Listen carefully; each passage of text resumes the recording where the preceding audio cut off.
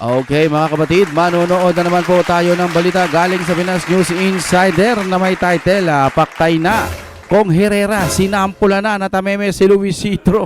Ridon Abante, tiklop na, wala nang takas dito. Kung trip nyo na may kasamang reaction video, panoorin na una natin ito ng sabay-sabay. Ito ang balita ngayon, trending at pinag-uusapan ngayon sa mundo ng social media. Ang di umano'y balitang isang baho na naman ang pilit umaalingasaw. Oy. Ito ang balitang nakakagalit mga kababayan. Oy. May bagong na-discovering skandalo na naman di umano Oy. ang Marcos administration mga kababayan. Na Oy. siyang matapang at taasang walang pagdadalawang isip na ibinunyag ngayon ni bagong henerasyon party list representative Bernadette Herrera na dapat malaman ng taong bayan at pilit ayaw di umanong ipalabas ng bayarang media sa publiko. Kaya mas minabuti naming ipalabas ito sa channel namin sa Pinas News Insider upang makarating at malaman ng taong bayan ang tunay na nangyayari sa bansang Pilipinas. Alright. Pero bago ang lahat, kung bago ka pa lamang sa aming channel, please huwag kalimutang mag-like, subscribe at i-click ang notification bell para mas maging updated ka palalo sa lahat pa ng bagong video na i-upload namin. At eto na nga mga kababayan, isang katiwalian na naman di umano ang muling nalantad sa publiko. Nako. 10 billion pesos para sana sa scholarship, pinaghahanap na rin mga kababayan. 10 billion para sana sa scholarship. Ginos project na naman ba? Ay. Wow! Gaano ito katotoo? Panoorin natin Isang malaking katanungan ngayon kung nasaan na ang 10 billion pesos mga kababayan. Nalaking tulong sana sa mga Grabe. Pilipino, lalong-lalo na sa mga mag-aaral. At isa sa nagbunyag o nagsiwalat nito ay si bagong henerasyon party list Bernadette Herrera na isa sa mga matatapang na congresswoman. Teka, nabulunan talaga ako dun sa sa 10 billion. Pero mo kahit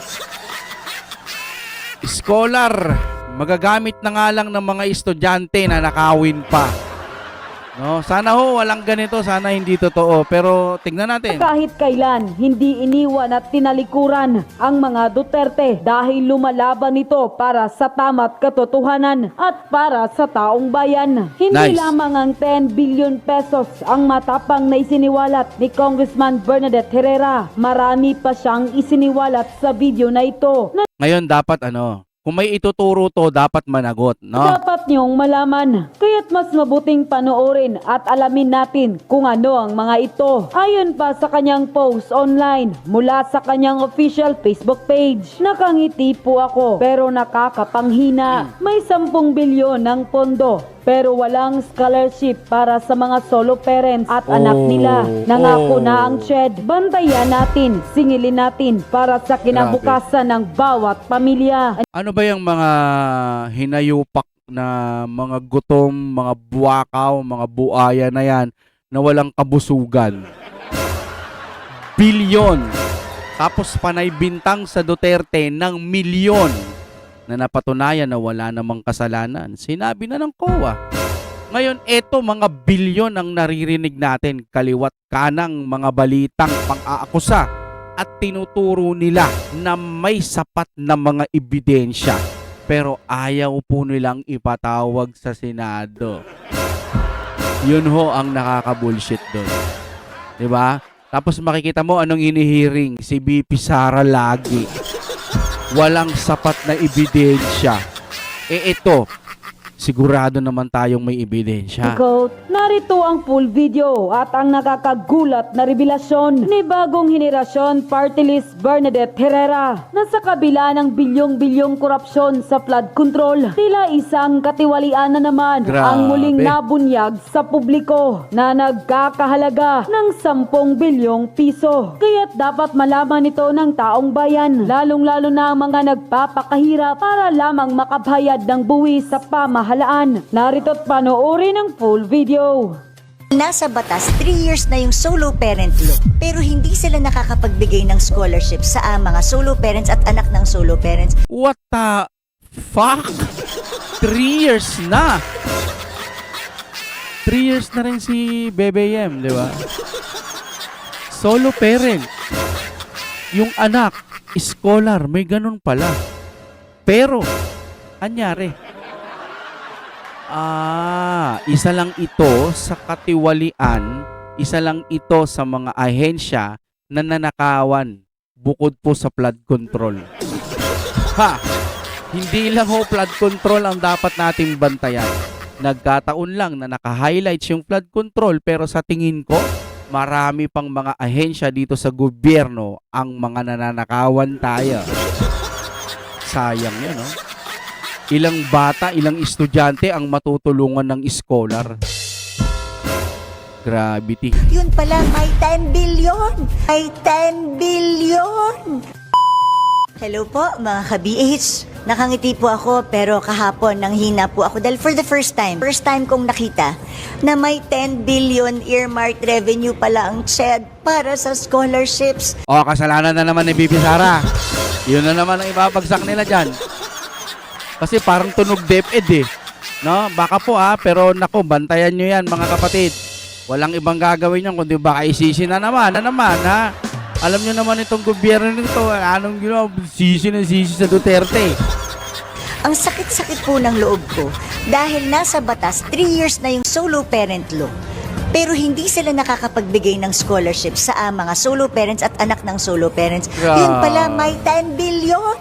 Ulitin ko, 10 billion na para sa TESS scholarship na nandoon sa earmark revenue. Yan po ang balanse as of December 2024. Pero as of to date, nasa 11 billion na po yan. Kasi po, dito po nanggagaling ang earmarked revenue galing sa CHED. Ibig sabihin, every time nagbabayad pala tayo ng travel tax natin, napupunta dapat sa scholarships. Kaya, samahan niyo po akong kalampagin ng CHED. Nag-promise sila kay Congressman Robert Nasal na tututukan na nila ang paggamit sa pondong to. Alam nyo kasi, kung 3 years na yan, kung may 10 billion, edi 30 billion na. Sanabi pa, naging 11, no? So, baka naging 30 billion yan pataas. Maawa naman kayo sa ating mga kababayan. Tangin na ninyo, wala na kayong kabusugan. Mabusog naman kayo kahit konti. Amen. Binubusog nyo lang yung mga tiyan ninyo, mga bituka ninyo, nagpapabango kayo. Alam nyo, gas-gas na to yung hindi mo naman talaga madadala yan sa hukay. Hindi mo talaga madadala. Tapos kung mamalas-malasing ka pa kung totoo yung impyerno, yari ka. Biruin mo, mamamatay ka. Tapos sa impyerno, masusunog ka, tapos hindi ka... Dito ka madededs, pero pagdating doon, immortal ka, susunugin ka. Di ba nila naiisip yun? Parang wala silang takot sa Diyos. Gravity. Gravity. Super. Nakakagigil. Yung ina nyo, mga buhaya kayo. This year, 799 million lang ang nirequest nila for 2026. Naku naman, napakadami pong nangangailangan, kaya samahan niyo po akong bantayan ng earmarked revenue. Dapat kaya namin pinasang batas, gusto namin lahat ng bagong henerasyon graduate ng high school makapasok ng kolehiyo. At ito dapat ang solusyon. Samahan niyo po akong bantayan ang 10 billion or 11 billion earmarked revenue ng CHED para mapunta sa college scholarship ng ating mga bagong henerasyon na high school graduate at syempre ng lahat ng gustong magkolehiyo nating mga kababayan, lalo na ng ating mga solo parents at anak ng solo parents. Mga ka-BH, samahan niyo po ako sa laban na to. So sinasabi niya ba na walang nangyari unang taon, 2 taon, 3 taon? Tapos ngayon tututukan na nila para magamit, para gamitin yung mga susunod ba na budget? O yung unang taon, pangalawa at pangatlo, wala na ba yun? Parang, sige sa inyo na, ganun na lang kaya. Ayon lang ho sa pagkakaintindi ko, pasensya na, baka medyo anga-anga ako, pero ganun din ho kaya ang pag-unawa ninyo. Sinasabi niya dito, meron pala. So, ang tanong, nagamit ba yun ng maayos? Hindi ho ba nakurakot yun? Nagamit ba o na-ghost project din? Diba? No? Yun na lang ho ang isipin natin. Kaya, itong pagbubunyag, alam mo, wala na tayong wala na tayong nalalapitan eh. Kasi yung nilalapitan natin, inililiko lagi sa Duterte. Kasalanan ng Duterte, alam nyo, panahon pa ng mga Duterte yan eh. Kasalanan ng Duterte yan eh. Laging ganun. Kaya alam mo, naawa ko sa mga kababayan natin na mas tayo, mahirap lang din naman tayo. Pero yung mga mas lalong hindi kayang magbayad ng maski 50 pesos, no, 100 pesos. Yung mga school kasi minsan meron sila dyan na, ano ba tawag dun, parang ambagan. Sa Bisaya, amutan yung mga ganyan. Paano na lang ho yung mga parents na hindi makapagbigay? Yung mga ganun, di ba, no?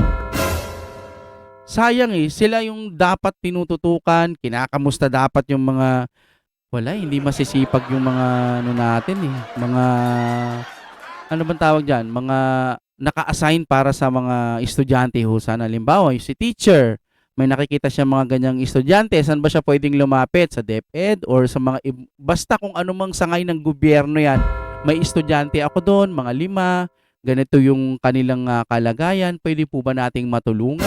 Yung mga ganun sana, no? Kung walang scholar, ibig sabihin, saan napupunta yung pera? Diba? Kawawa ako. Nakakapanglambot dahil ito ang ating gobyerno ngayon. Kasi yan, naaamoy ko yan. Pag pinush nila ng pinush yan, ang makikita natin yan, sisi. Paulit-ulit kong sinasabi na sa inyo. Kasi ulit-ulit din naman, lagi naman nilang ginagawa. Sisi na naman sa Duterte. Wala silang ibang gagawin, kundi isisi na naman sa Duterte. Tangin ang gobyerno yan, no? Parang wala talagang kwenta na, no?